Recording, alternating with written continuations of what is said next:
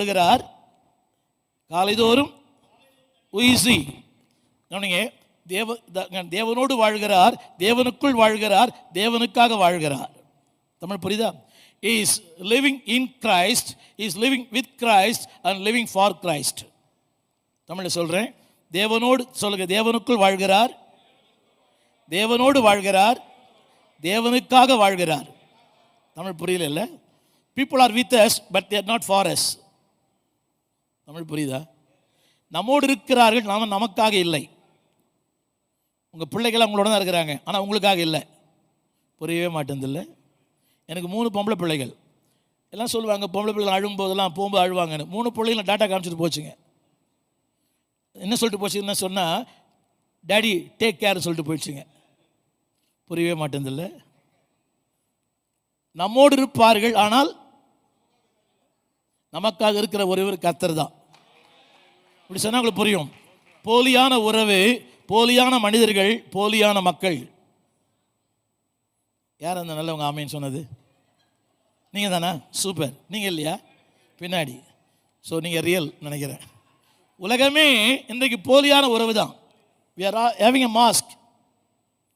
உங்களுக்கு தெரியாது, ஒருவர் மனது 9 அடா, ஒளிந்து கிடப்பது 80 அடா. ஒரு ரீல் தான், ரியல் லைஃப் தான் ரியல் லைஃப் இல்லை நிறைய பேருக்கு. ஈவன் பாசஸ்கே இல்லை. என்னோட அனுபவம் 52 years. People, even the pastors, they don't have a real life. ஒரு சொல்கிறார், அன்றைக்கி மேலே தான் எங்கள் பாஸ்டர், கீழே இறக்கி வந்தால் என்ன விட மோசம்ன்றான் விசுவாசி. ஒரு விசுவாசி பாஸ்டர் பற்றி சொல்கிறான், மேடையில் தான் ஒரு பாஸ்டர், கீழே இறங்கி வந்தா என்னை விட மோசம். எந்த அளவுக்கு எவாலுவேட் பண்ணியிருக்கான் பாருங்க. சொல்லுங்கள், நானும் நாள்தோறும் வாதிக்கப்படுகிறேன், காலைதோறும்.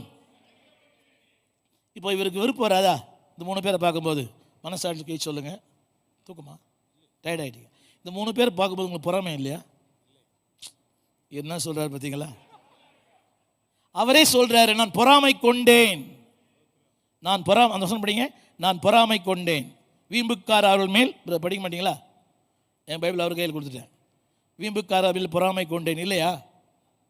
மேலே 4ஆம் வசனத்தில் பொறாமை கொண்டேன். சீக்கிரமா ஆமேன். வீம்புக்கார அவர்கள் மேல். அவங்கள பார்க்கும்போது என்ன வருது உங்களுக்கு? கையில் பைபிள் இல்லை, சர்ச்சு சபை இல்லை, ஆண்டவர் இல்லை. அவர் நம்பர் 1. யாரை கேள்வி கேட்குறவர்? யாரை கேட்குறாரு? இவர் என்ன தெரியுமா? அடிமை நான் ஆண்டவரே டெய்லி. ஆனால் நாள்தோறும் பிரச்சனை.